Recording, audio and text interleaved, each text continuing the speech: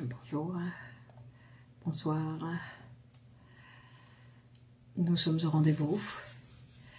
Il est mardi 21h. Nous sommes le 25 février 2025. 25 février 2025. Et c'est comme ça que nous commençons. Vous allez bien? En forme? J'ai encore mis des petits brillants. J'ai encore mis des petits brillants pour attirer un petit peu l'attention. Bon, alors aujourd'hui, nous sommes proposés de parler du désir en psychanalyse. Alors, le désir en psychanalyse, c'est quelque chose, Céline, bonsoir, Féti, bonsoir. Le désir en psychanalyse, c'est quelque chose d'assez complexe, je dirais, que ce n'est pas ce désir dont on parle dans notre vie quotidienne, sinon que le désir en psychanalyse est inconscient. D'accord? Donc, nous n'allons pas, Anne, bonjour, bonjour Monsieur Patate, Marilyn, bonjour, donc le désir en psychanalyse est inconscient.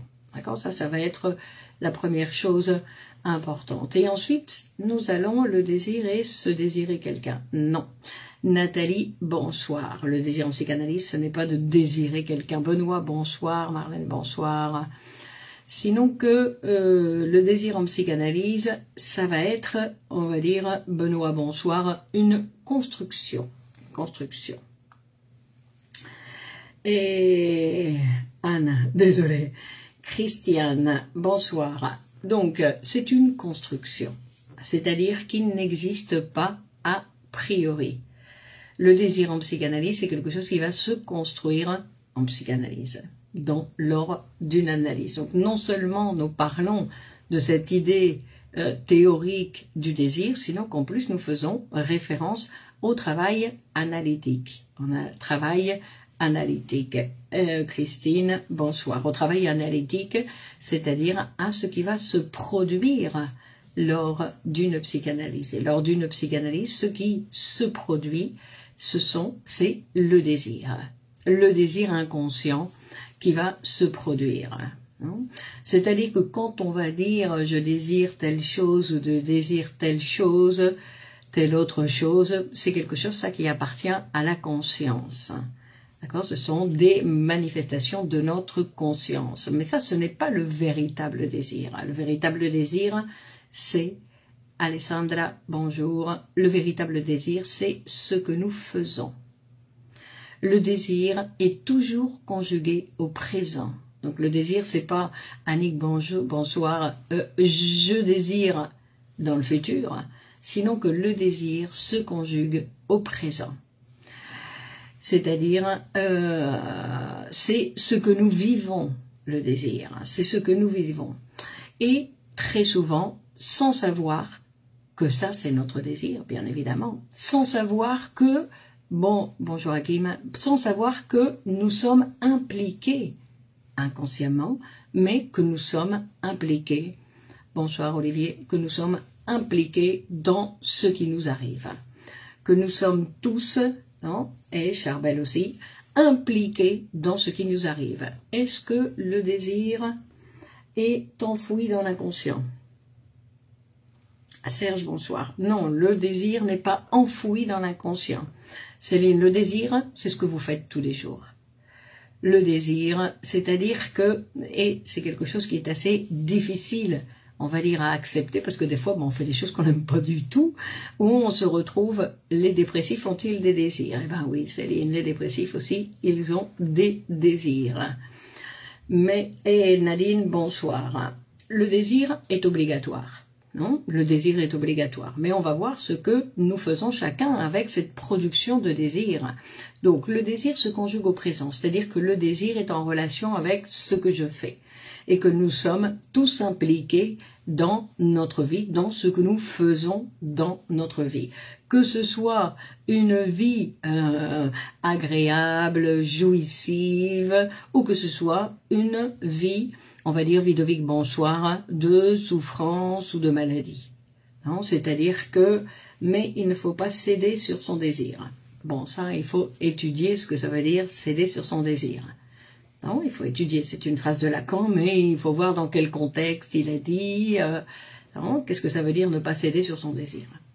Donc, ce n'est pas quelque chose de simple, parce que ce n'est pas de n'importe quel désir. C'est-à-dire que ce qui est difficile à accepter, c'est que la psychanalyse, elle dit que quand un sujet est impliqué psychiquement, Annie Bonsoir, dans une maladie, dans ce qui lui arrive, il est impliqué dans ce qui lui arrive, et il y a une réalisation de désir. Et ça, c'est ce que c'est ce que présente la nouveauté que présente la psychanalyse, et ce qui est difficile à accepter.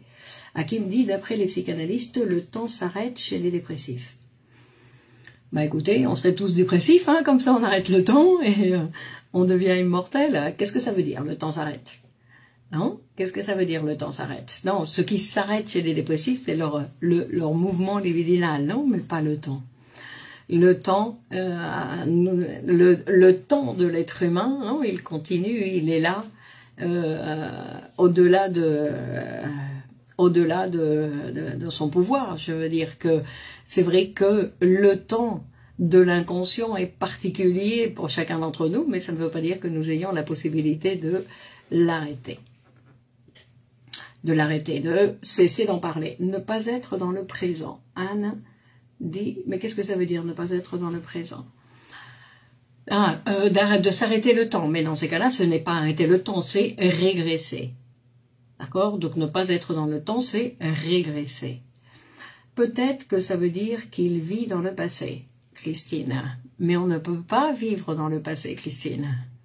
On ne peut pas, le passé, il est passé. C'est impossible de vivre dans le passé. Ce qui est possible, c'est que nous vivions dans notre monde, non? Que nous vivions dans nos fantasmes, dans ce que nous imaginons, dans ce que nous aimerions, dans nos rêves, comme on dit dans nos rêves diurnes.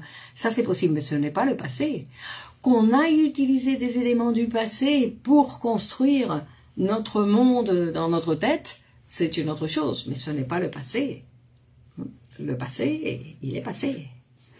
Bon, pour revenir, ce sont les mélancoliques qui n'acceptent pas la réalité. Tous les névrosés n'acceptent pas la réalité. Non? Et les psychotiques non plus.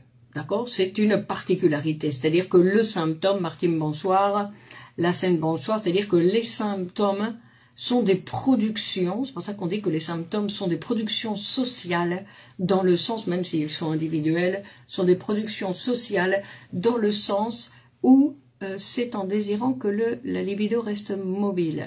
Par exemple, c'est en désirant, en acceptant son désir, Charbel, parce que désirer, nous désirons tous. Hein.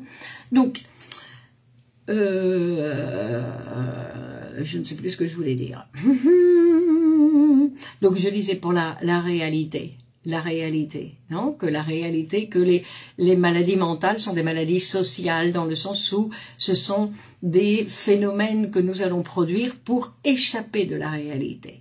Dans ce sens-là, ce sont des maladies sociales, c'est-à-dire qu'au lieu d'avoir une fonction dans le social, le névrosé, par exemple, va sortir de cette réalité pour fabriquer autre chose.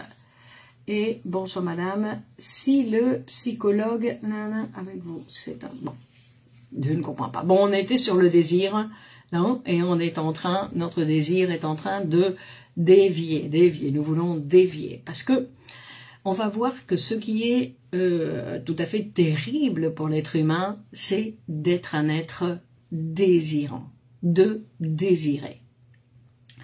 Donc,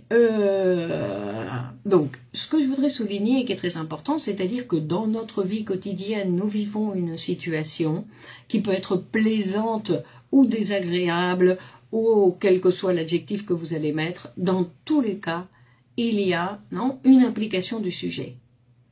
Alors, il peut y avoir une manifestation dans la conscience, et dans l'inconscient, il y a une autre manifestation. Et une chose qui est très importante à prendre en considération, c'est que pour l'appareil psychique, que le sujet soit impliqué dans la production d'une maladie, que le sujet soit impliqué dans un accident, dans une situation de drame familial, dans une situation de perte du travail, quelle que soit la situation, pour l'appareil psychique, ça lui est égal. Est-ce que l'analyste peut déchiffrer le désir du sujet? Il doit l'interpréter, Céline, il doit l'interpréter. Et en plus, c'est une interprétation qui va se faire, non, que tout ça, ça va être quelque chose qui va se faire d'inconscient. Non? Par exemple, il y a une chose qui est intéressante, vous connaissez l'histoire du petit Hans, non? Que c'est un cas de Freud, un cas clinique de Freud, et le petit Hans, donc c'est un petit garçon, et qui va passer par l'analyse, mais à travers son père. Son père était un élève de Freud, et donc quand son petit garçon commence à avoir un petit peu des manifestations de phobie, ben, l'élève de Freud, le papa, va ramener, on va dire, Virginie, bonsoir, le désir se nourrit-il de fantasmes inconscients et de libido? Et le désir se nourrit.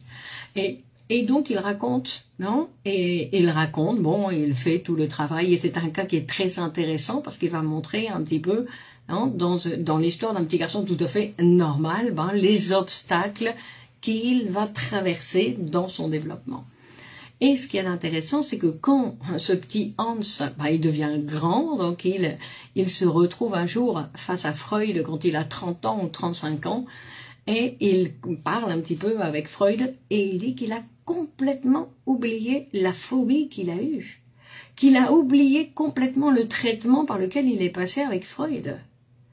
Non? Et ça, c'est intéressant de voir, c'est-à-dire que tout s'est fait de façon inconsciente, et qu'en plus, le fait que ce soit oublié, à la rigueur, c'est mieux, ça veut dire que ça a été, réellement, ça fait partie du sujet, que ça n'est pas quelque chose qui est sur la surface, on va dire, d'une certaine façon, de la conscience. Sinon que c'est quelque chose qui a pris corps en lui et que réellement, il a pu intégrer, non, les informations que lui transmettait son père, ou que lui transmettait Freud par l'intermédiaire de son père. Bon, tout ça c'est pour dire que c'est quelque chose qui va se faire de façon inconsciente, que le sujet, des fois, il voit les résultats, et des fois, il ne les voit pas. Mais pas parce qu'ils ne sont pas là, sinon parce que le sujet ne voit pas les résultats. Non? Que c'est quelque chose d'important. D'accord? C'est-à-dire que pour les mécanismes de l'appareil psychique, c'est la même chose d'élaborer de la souffrance que d'élaborer de la jouissance. Dans le sens où pour l'appareil, c'est pas la même chose, dans le sens où les mécanismes vont être un peu différents, mais disons que l'appareil psychique, ça lui est complètement égal. Celui pour qui ça n'est pas égal, c'est pour le sujet. C'est pas la même chose, bien évidemment, de produire une vie où on souffre, que de produire une vie où on arrive à de nombreuses satisfactions. Bien évidemment. D'accord? Donc, c'est-à-dire que c'est le sujet qui souffre, c'est le sujet qui jouit, mais pas l'appareil. Pour l'appareil, hein. Donc,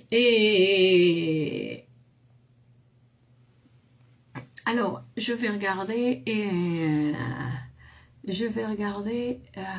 attendez, on va dire, donc, c'est-à-dire qu'on a tendance à penser que que notre désir, il doit trouver un objet. Il doit trouver un objet pour se satisfaire. Et en fait, et donc il cherche des objets ou il cherche des buts ou des objectifs, non? Mais en fait, ce que va nous dire Freud quand il va nous parler de la pulsion, c'est que justement l'objet de la pulsion, du mouvement pulsionnel, en fait, ça peut être n'importe quel objet. C'est l'élément le plus mobile de la pulsion.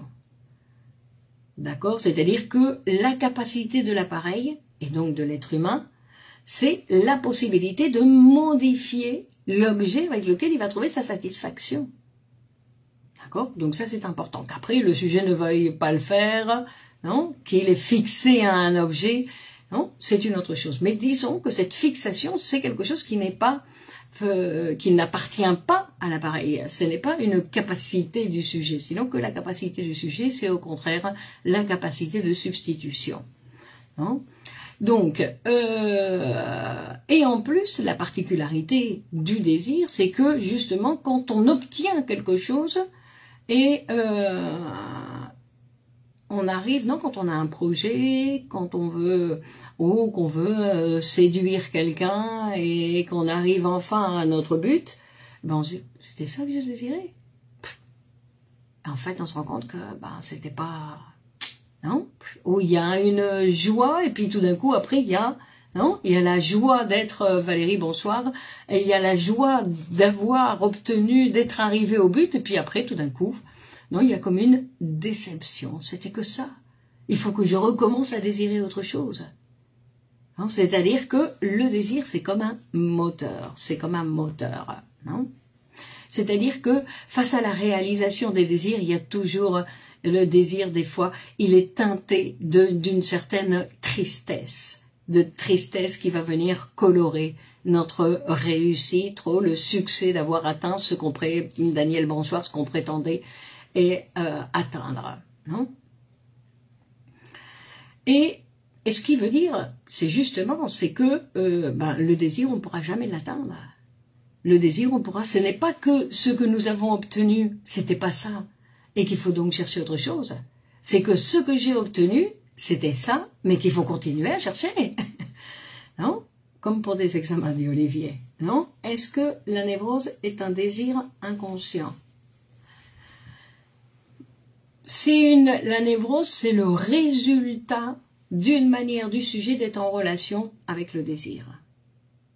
Parce qu'en fait, tous les symptômes vont faire référence à notre manière d'être en relation avec notre être désirant. Parce que nous sommes tous des êtres désirants, des êtres qui désirent, comme moteur, d'accord? Le désir comme moteur. Et c'est-à-dire que le désir dépend du besoin. Non, le désir échoue toujours. Disons qu'il doit continuer. Non, que le désir ne se satisfait jamais. Il faut toujours recommencer. Il faut toujours recommencer. Il faut toujours recommencer. Donc c'est un travail constant. Mais c'est justement ça le moteur. C'est le moteur qui met en marche la possibilité d'obtenir des satisfactions. Sabrina, bonsoir. Et une autre particularité du désir en psychanalyse, non seulement qu'il est inconscient, sinon que la particularité du désir, c'est que c'est quelque chose qui se transmet. On apprend à désirer grâce aux autres. C'est pas qu'on apprend, c'est qu'on va désirer grâce au désir des autres. Parce qu'en fait, ce qu'on désire réellement, c'est les désirs. On désire désirer. Et on va voir que non, l'être humain, il a commencé à désirer. Vous vous rappelez, j'avais déjà donné un exemple quand on parlait de la maman, parce que le petit garçon, la petite fille, le petit enfant, au départ, il est collé à la mère et il ne forme qu'un, il forme cette cellule narcissique avec la mère. Et quand tout d'un coup la maman, elle regarde autre chose que son enfant, alors que l'enfant était persuadé que la mère n'existait que pour lui, tout d'un coup, il découvre que sa mère regarde autre chose que lui.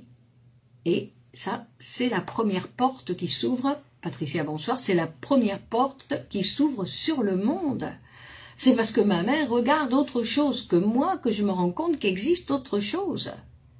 Et que, en plus, elle regarde autre chose qu'elle désire. Et voilà, la transmission de désir qui va commencer. Non ? C'est-à-dire que c'est à partir de là que le sujet va pouvoir lui-même se transformer en un sujet désirant. C'est-à-dire que la mère doit désirer autre chose que l'enfant, pour, en général, on va dire par exemple le père, mais peu importe, ça peut être le père, ça peut être son travail, ça peut être ses études, quel que soit le désir de la mère, le monde. On va dire, s'il désire quelque chose d'autre, ça permet à l'enfant de rentrer et de découvrir que le monde existe. Par contre, si elle ne désire rien d'autre que son enfant, comme ça arrive parfois, l'enfant va avoir bien évidemment bien plus de difficultés à se rendre compte que le monde existe. Non seulement que le monde existe, sinon on dit que c'est ce qu'on appelle les mères opaques qui font croire entre guillemets, à leur enfant, qu'elles ont eu leur enfant toutes seules, que le père, non, n'a pas existé, qu'elles ont eu l'enfant toutes seules, et ça veut dire que elles ne font pas introduire la loi. Parce que le père, le tiers, le monde, le désir de la mère, c'est une sorte de loi pour l'enfant. C'est une loi dans le sens, c'est quelque chose qui vient séparer la mère de l'enfant et l'enfant de la mère. C'est-à-dire qu'on dit que la loi est la cause du désir. La loi, et cette loi, elle intègre le langage. C'est-à-dire que ce n'est pas quelque chose qu'on va transmettre simplement avec qu'on va raconter à l'enfant, sinon que ça fait partie du langage. C'est du manque que naît le désir. C'est du manque que naît le désir. Et c'est du manque que naît le désir, oui. Donc, c'est la loi du langage qui est la cause du désir inconscient. D'accord? C'est-à-dire que c'est quelque chose qui va être transmis dans le langage. Et que la psychanalyse, justement, elle s'occupe de ce passage qui existe et qui a lieu entre ce petit animal qui est collé à sa mère et qui ne veut pas se décoller et qui va devoir s'humaniser. Et ce passage d'humanisation, c'est ce qui intéresse la psychanalyse. C'est ce passage d'humanisation. D'accord? D'humanisation dans le sens où c'est ce passage de l'entrée dans le langage, on va dire, et de l'entrée dans le désir. Hein. Et que l'humanisation, c'est l'entrée dans le langage, dans ce qu'on appelle l'ordre symbolique. Hein. Le désir, c'est peut-être l'énergie de la vie. Le désir, c'est l'énergie de la vie. Effectivement, qui est constamment là, non? Qui est constamment là. Après, on peut dire, je le sens pas.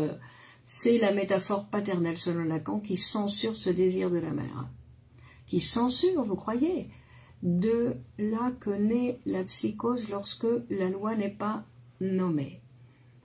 Lorsque la mère fait opposition, non? Fait opposition. Mais il faut savoir que quand il y a la production d'une psychose, ce n'est pas quelque chose qui se fait simplement avec parce qu'il y a une maman qui a interrompu le processus, sinon que pour qu'il y ait production d'une psychose, c'est parce que ça vient, non, c'est une construction qui vient de génération en génération. Ce n'est pas quelque chose qui apparaît tout de suite, non, que c'est une construction sociale pour la production d'une psychose, la production d'une névrose aussi. Et c'est-à-dire que nous allons dire que nous ne pouvons pas naître, bonsoir la Tunisie, salut la Tunisie, donc nous n'allons pas naître comme des sujets désirants, sinon que nous allons devoir nous faire devenir des sujets désirants. Et nous allons devenir comment des sujets désirants? Parce qu'il y a au préalable quelqu'un qui désire, qui nous montre comment on désire. Donc vous voyez, on a toujours besoin des autres. Et qu'en plus, on a encore besoin, c'est pour ça que les relations sociales sont si importantes, parce qu'en fait, on va utiliser le désir des autres. C'est le désir des autres qui alimente mon propre désir. Donc, qui parlait de nourrir un désir. Ce sont les autres qui vont nourrir mon propre désir. C'est parce que je vois que l'autre regarde ce qu'il fait. Ah, moi aussi je veux. Ah, regarde ce qu'il fait. Ah, moi aussi je veux. C'est-à-dire que c'est grâce aux autres que on peut alimenter son désir. C'est-à-dire que c'est pour ça que la psychanalyse, ce qu'elle découvre, c'est qu'on ne désire pas des objets, on désire des désirs. Annie dit, c'est dans le désir que l'on va vers le père, vers le social. Non, le désir, il peut s'installer dans une dépression, le désir, il peut s'installer dans une maladie. Non ? Je veux dire que le désir, ce n'est pas obligatoirement quelque chose de positif. Il y a des gens qui sont complètement patraques, assis dans leur fauteuil, qui font plus rien, par exemple, et on va dire, il est où ton désir? Où est-ce que tu l'as mis? Parce qu'apparemment, tu l'as pas mis dans le social. Le désir chez l'hystérique est en danger de se réaliser car il est ambivalent. Non, chez l'hystérique, c'est pas chez l'hystérique, sinon que c'est chez tout le monde, puisque c'est une condition du désir. Hein? C'est une condition du désir d'être insatisfait. Mais le problème, dans le cas de la structure hystérique, c'est que, comme le désir est insatisfait, l'hystérie, dans cette structure, l'hystérie va nous montrer comment il y a de la part du sujet un ne pas vouloir réaliser son désir, puisqu'il est insatisfait de toute façon. Marilyn dit, on peut aussi se perdre dans le désir des autres. Mais ça veut dire quoi, le désir des autres? Non, se perdre dans le désir des autres, pourquoi se perdre? Utiliser le désir des autres pour désirer. Non, je vais utiliser le désir de l'autre pour moi désirer, mais c'est une façon de renoncer à son propre désir. Puisque ça, c'est une chose qui est difficile pour l'être humain. Mais pas parce que mon désir a des caractéristiques spécifiques, sinon parce que je suis un être désirant qui désire.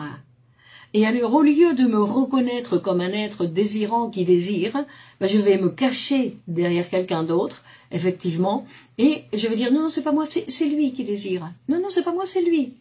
Et donc, je me cache, je dis, non, non, moi, désirante, non, non, c'est lui.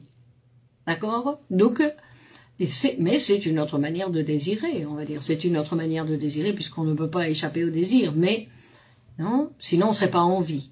Donc, Freud dit qu'on meurt quand on cesse de désirer. Et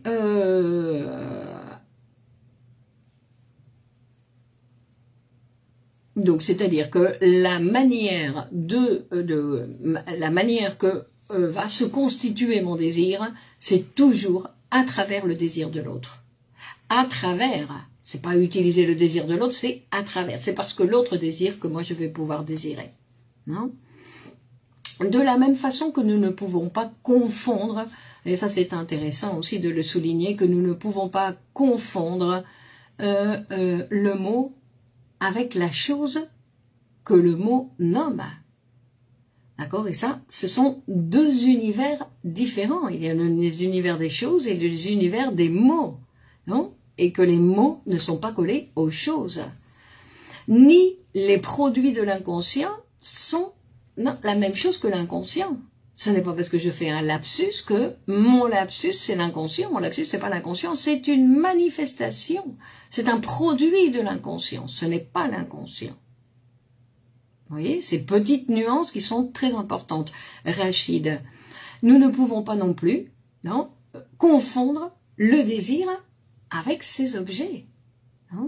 C'est-à-dire que le désir, notre désir, ne va pas se réduire aux objets, sinon qu'il va s'articuler en psychanalyse avec une histoire de désir.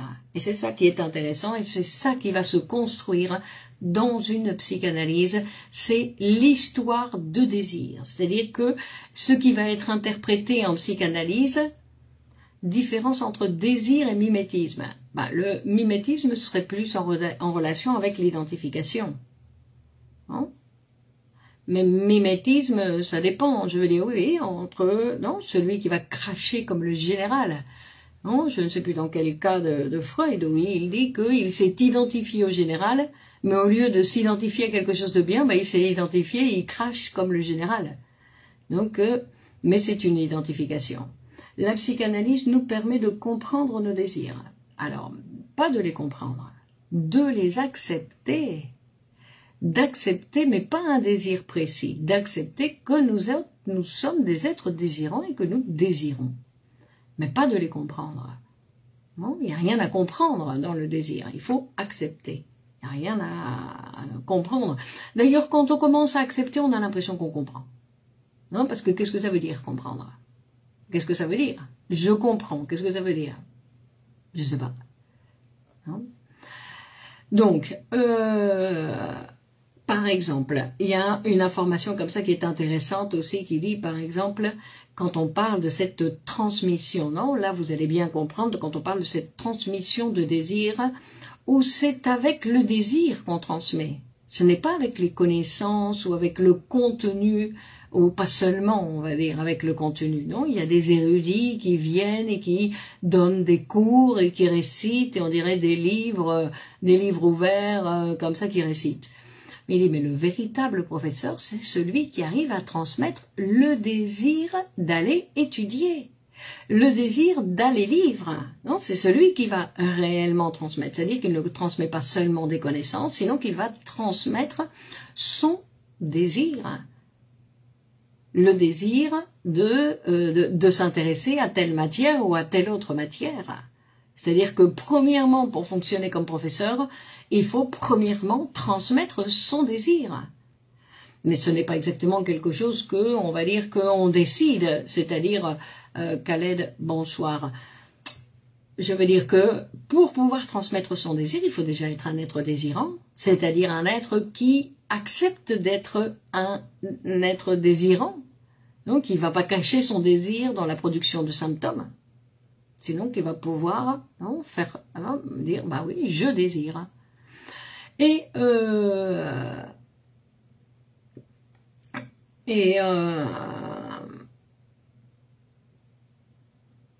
c'est-à-dire que sans désir, alors on peut apprendre, hein, on apprend sans désir pour réussir un examen, puis après on oublie tout, puis après ça disparaît. Non ? Par contre, quand on apprend avec le désir, bah, c'est quelque chose après qui va faire partie de nous. Non, c'est quelque chose qui va devenir signifiant en nous, non ? Et à partir de là, et une fois que le sujet rentre, on va dire, dans ce monde du désir, quand il se reconnaît comme être désirant, bah, il va pouvoir acquérir n'importe quelle connaissance, bien évidemment. Et on va dire, c'est un professeur de philosophie qui m'a transmis le désir d'étudier la psychanalyse. Un formidable professeur que jamais j'ai oublié 40 ans plus tard, exactement. Donc le désir est le désir du désir de l'autre, oui. Et vous pouvez mettre autre Marie-Thérèse avec un grand A. Non ? C'est-à-dire que ce n'est pas de quelqu'un précisément, non ? De quelqu'un précisément. Puisque, en fait, le désir, c'est aussi comme une chaîne. Non ? C'est une chaîne, le désir. On est dans une chaîne où on se transmet, non ? Après, il y a une autre chose aussi qui est intéressante quand on parle du désir. Il y a Heidegger qui dit que enseigner, c'est laisser les autres apprendre. Enseigner, c'est laisser les autres apprendre. Non, c'est-à-dire participer à l'apprentissage. Et il va dire aussi que apprendre, c'est plus difficile qu'enseigner. C'est-à-dire que c'est seulement celui qui sait apprendre qui peut véritablement enseigner. Le désir, c'est le désir de désirer. Exactement, Bibi. Donc, ensuite, quand on parle du désir aussi, il faut savoir, parce que le désir, au départ, le désir, il va naître dans la famille, il va naître dans cette cellule narcissique. Le désir, il va naître sur des désirs incestueux, sur des désirs interdits par la loi, sur nos premiers objets de désir, c'est-à-dire notre papa et notre maman, ce sont les premières personnes que nous avons désirées. Et que c'est un désir où il y a la loi qui est venue nous interdire de désirer ces objets. Et que nous avons tous dû renoncer à désirer ces objets. Mais comme nous dit Freud, nous avons renoncé, mais pas complètement. Mais pas complètement. C'est-à-dire que quand il a fallu renoncer à ces objets, parce que la loi est venue et on nous a menacés, et qu'il était obligé de renoncer, quand nous avons renoncé à ces objets primitifs, d'origine, nous les avons transformés nous les avons, on va dire, transformés en inconscients. C'est-à-dire que j'ai incorporé ces objets, mais ils sont devenus inconscients. Ils sont passés à l'inconscient, mais ils continuent à exister. Que représente la sexualité dans le concept de désir? Je suis en train de le dire, Christine, je suis en train de l'expliquer. J'ai été analysée par monsieur Elit Doumit, fondateur de l'école psychanalytique de Lille en France. Très bien, Rachid. Donc, Et donc ça, c'est l'origine du désir. Enfin, c'est pas ça l'origine du désir. L'origine du désir, c'est autre chose. Mais, et pour les jumeaux? Comment que pour les jumeaux? C'est la même chose pour les jumeaux. Non? C'est la même chose. Pourquoi ce serait différent pour des jumeaux? Je ne comprends pas. Les jumeaux, ce sont deux personnes différentes. Non? Même s'ils sont jumeaux, ce sont deux personnes différentes. Et donc, notre désir de base, c'est un désir sexuel, infantile et refoulé. Et c'est-à-dire que c'est pour ça que Freud va dire que nous désirons tous la même chose. Nous désirons tous ces désirs incestueux et interdits. Mais, donc c'est là où nous nous ressemblons tous. Là où nous sommes différents, c'est dans notre manière de renoncer à ce désir. C'est-à-dire que chacun, nous allons prendre une position par rapport à ces désirs pour renoncer, puisqu'ils sont interdits, nous allons renoncer à ces désirs, non? Parce qu'en plus c'est un renoncement qui est constitutif, je veux dire, on ne va pas rentrer dans les détails, c'est un renoncement qui est constitutif et qui est obligatoire et qui appartient à l'appareil psychique, pas à la conscience, qui appartient à partir de là à l'appareil psychique. Donc nous sommes semblables parce que nous désirons tous la même chose, et nous sommes différents dans notre manière de renoncer à ce désir. C'est-à-dire que on peut, par exemple, il y a des personnes qui vont renoncer, remettre à plus tard, refouler, substituer, élaborer. Non, chacun va utiliser quelque chose de différent, d'une façon tout à fait singulière, concrète. Et c'est pour ça qu'on va dire qu'une psychanalyse, que le travail analytique, c'est un costume sur mesure. C'est-à-dire que personne ne ressemble à personne et qu'il n'y a pas un traitement qui ressemble à un autre traitement. D'accord ? C'est-à-dire que tous les traitements sont complètement différents. C'est-à-dire que c'est une manière tout à fait humaine et civilisée, hein, d'écouter l'autre. D'écouter l'autre. Ensuite, il y a une autre chose qui est intéressante aussi, qu'il va falloir apprendre en psychanalyse, c'est que le désir donc se réalise au présent. Le désir chez le dépressif est-il incorporé à l'intérieur de soi? Non, c'est l'objet qui est incorporé à l'intérieur de soi. C'est l'objet qui est incorporé dans le moi. Non, mais pas le désir. Le désir, après, il y a différents types de positions, non, vis-à-vis de le désir. Et ce qu'on va nous dire, et qui est très intéressant, qui va dire seulement après nous pourrons savoir. Parce qu'en psychanalyse, on ne peut pas savoir avant.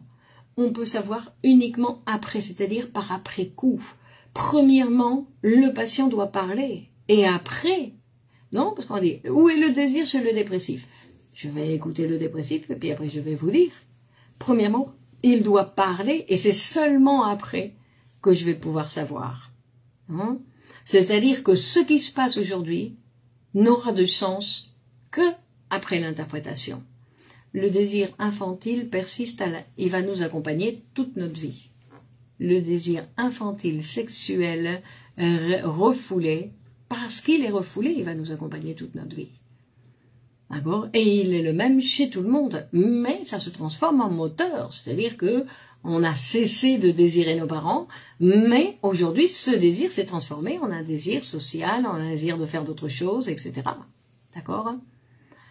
Et c'est pour ça qu'il ne s'agit pas de se transformer en chercheur de sens, on va dire, sinon de devenir patient de la psychanalyse, hein, c'est-à-dire à apprendre à attendre sans espoir, sans ne rien vouloir de spécifique. Il semble que la psychanalyse lacanienne est différente de la psychanalyse freudienne. Mais en fait, là vous dites qu'il y a deux psychanalyses, il n'y a pas deux psychanalyses. Lacan, il s'est formé grâce à Freud, rappelez-vous. Lacan n'a pas inventé la psychanalyse. Lacan a montré une lecture, comment il a lu les textes de Freud. Il n'y a pas deux psychanalyses, d'accord? Donc le premier qui a produit la psychanalyse, c'est Freud, et Lacan a fait et nous montre la lecture qu'il a faite des textes de Freud. Hein, c'est sa manière de nous montrer comment, et après il y a les grands scientifiques, comme Lacan par exemple, et eux vont nous montrer leur manière de lire les textes. Les textes, aujourd'hui nous avons Freud et nous avons Lacan à lire. Et quand nous lisons Lacan, vous voyez, on voit très bien d'où il a sorti tout ce qu'il présente. Non, dans le sens où il a créé une nouvelle manière de transmettre la psychanalyse. Non, il a produit une nouvelle manière de transmettre la psychanalyse, par exemple, on pourrait dire. Donc, ensuite, on va dire...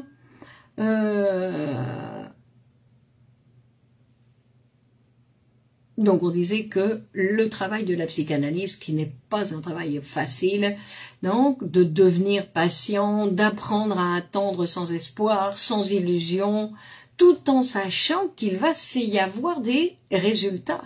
Pourquoi? Parce que c'est une équation comme une équation mathématique, que obligatoirement il y aura des résultats. Mais pas obligatoirement ceux précisément que je cherche.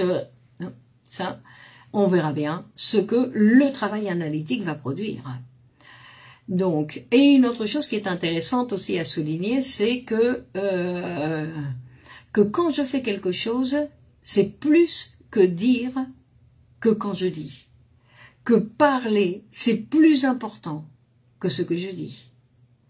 Parler, c'est plus important que ce que je dis. C'est important pour les gens qui sont en analyse, non? Et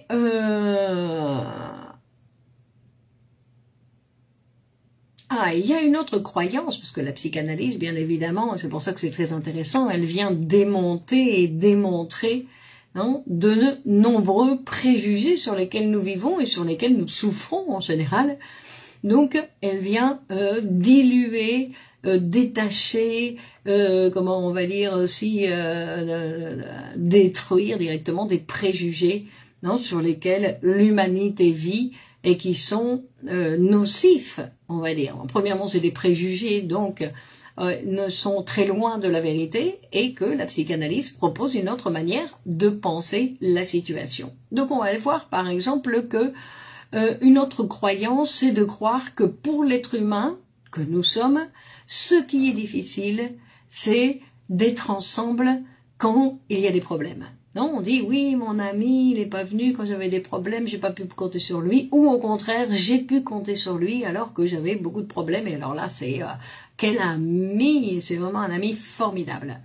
Mais en fait, la psychanalyse, ce qu'elle vient nous dire, c'est que en réalité, ce que nous ne tolérons pas, c'est que tout aille bien, que nous soyons heureux, que les éléments de notre vie, non, se déroulent pas comme nous voulons, parce que ça n'existe pas, mais qu'il se déroule et que nous avons de nombreuses satisfactions dans notre vie, et qu'en fait, quand tout va bien, ben c'est là où l'être humain, il commence à produire des petites choses qui vont pas. Donc, parce que la véritable difficulté, et ça c'est la psychanalyse qui vient le montrer, c'est que nous avons des difficultés à accepter que dans notre vie, tout aille bien. D'accord ?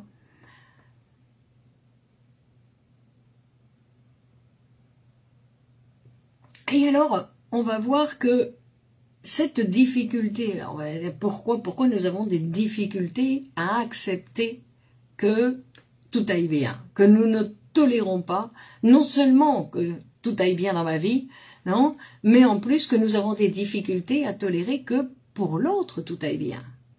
Non, quand on disait que c'était plus facile d'être avec l'autre quand il va mal, comme ça on peut essayer de le consoler, etc. Parce que quand il va bien, l'autre, bah c'est plus difficile d'être en relation avec l'autre quand il va bien. Et pourquoi c'est plus difficile? Alors on pourrait penser d'un côté parce qu'on va être envieux de sa situation. Regardez, tout va bien car nous sommes programmés pour la survie.